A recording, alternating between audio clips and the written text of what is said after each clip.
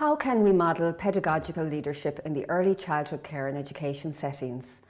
Roscommon County Childcare Committee, in collaboration with Longford County Childcare Committee and the National Council for Curriculum and Assessment, are delighted to bring you this podcast, where we will talk about how can we create positive environments for everybody in the programme to develop. How can we model pedagogical leadership so that we are working in a strength-based approach with young children? Well, thinking about leadership in early years is something I've been dreaming and talking and researching for many years. And some of the key things that really have come up for me are thinking about creating that positive environment for the staff. We often are thinking about that, hopefully, with the young children. But how are leaders creating positive, strength-based environments for everyone in the program to grow and develop? And how can we model leadership from whatever position that we're in so that people are presenting their very best self to the field, working in a strength-based way, finding ways that bring out the best in everyone, and then aligning that work with a well-thought-out vision. Where do we want to take this program?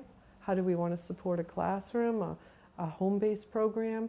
Finding ways that we're very clear and intentional as leaders, where we are now to where we want to go. And there's always a gap between where we are and where we want to go. But if we use our best approaches in terms of strength-based approaches, helping people become engaged, helping people become excited, and being very intentional in our day-to-day work and staying true to that, we're going to see great change. And why do you feel pedagogical leadership is important within the early years? Pedagogical leadership is really the only way we're going to start transforming the work. The research around do it because we say so, that's happened in a lot of initiatives across the world. You know, we're going to get this test score up, we're going to meet this next requirement. When people feel threatened, when people feel that they're not respected for who they are, we don't see the change, we don't see the growth. When we're pedagogical leaders, we're supporting what people believe in their heart is right for children, and we're aligning that with our work with the educators to really help them grow and develop in that way. And the more we can do this, the more we can help people feel valued and successful, shine the light on their strengths, the more they're going to be able to do that for children. And that's when we see the shift in the outcomes for both ongoing educators and for the young children. And what are the key skills required for pedagogical leadership? Well, I think the key skills, could be a broad range, but it's really important to start with strength-based communication. When we are communicating with people in a way that helps them feel like they're successful, that someone really sees them for their true self, that helps them to continue to grow and develop. It takes away the fear of change that is so often associated with ongoing quality initiatives. How can we connect to that? How can we find the good in the situations? Whether we're a consultant, whether we're the leader, whether we're a curriculum specialist, if we go in and see some magical things happening, we're going to support more magical things happening.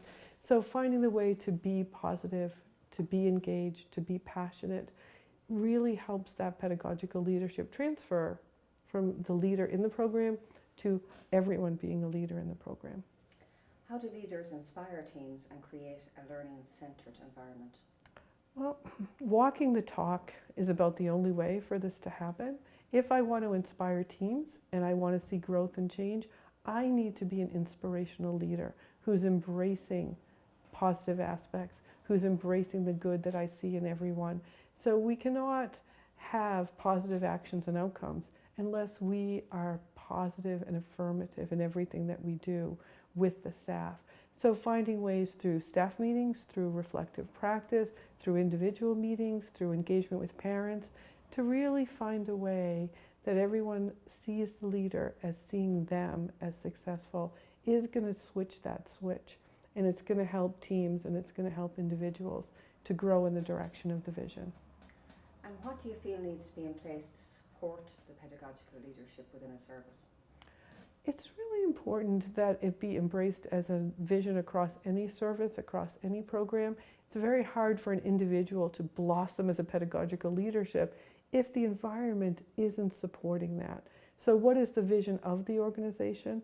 That we all believe in strength-based environments for young children, that we're all ready to create environments that are rich with learning for children, and bringing people's stories, bringing people's actions along with that is going to help the pedagogical leader create that transformation.